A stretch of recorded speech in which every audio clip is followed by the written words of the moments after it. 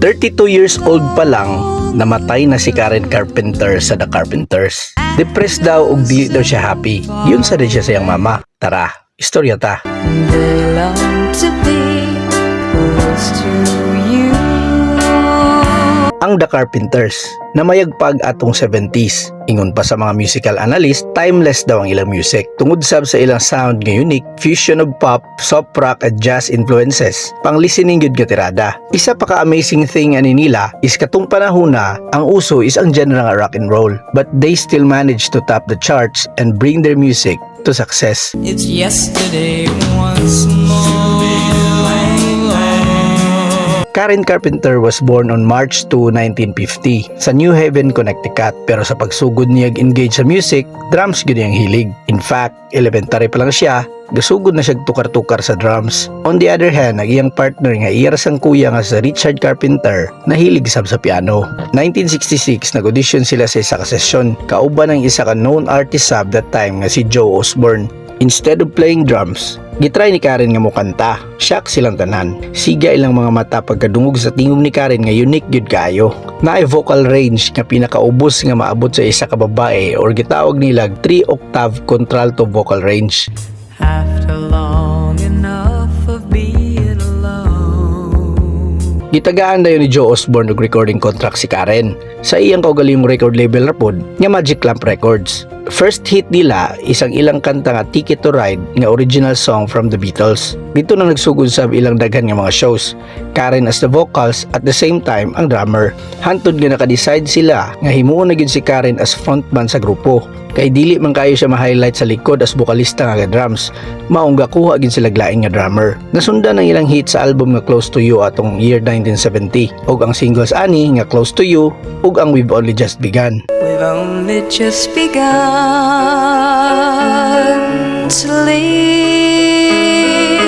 Nga nag number 1 ug number 2 sa Billboard Hot 100. Nasundan pag hit after hit ang grupo nga The Carpenters. Kung baga, wa gid sila nagmahay sa ilang desisyon nga ipa-front si Karen kay effective gyud ang ilang gibuhat. Pero didto nagsugod sa isa ka picture sa ilang concert. Napansin niya og labi na sa iyang mama nga medyo nidako na siya o nitambok. Perminti gina-point out sa iyang mama nga natambok naman ka, unsa naman ka. Di man gid sab gusto si Karen.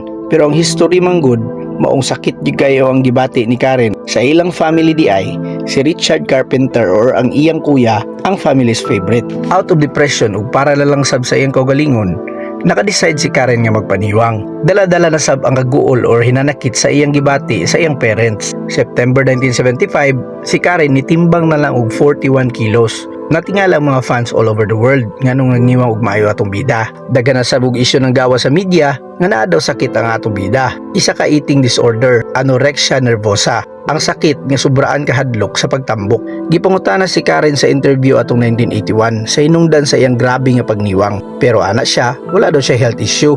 Okay ra daw siya.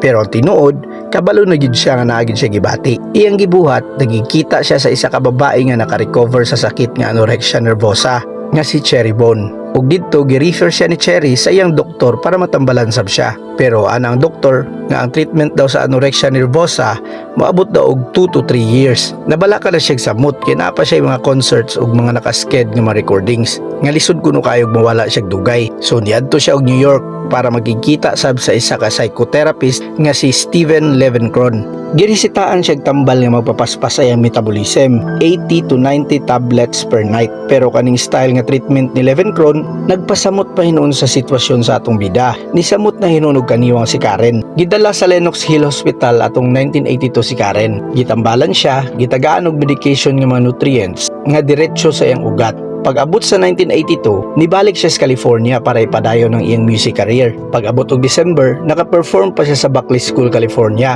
Pero halata na gyud kayo ang kaluya sa lawas sa atong bida.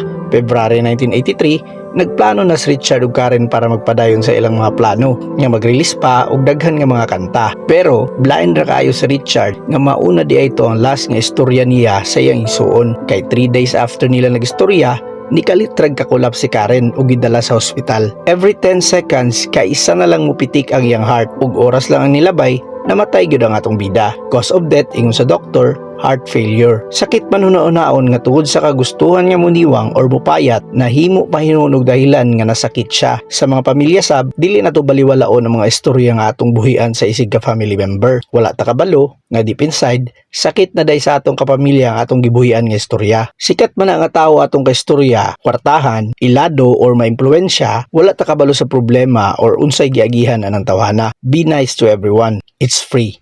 Peace out, yo. I really do.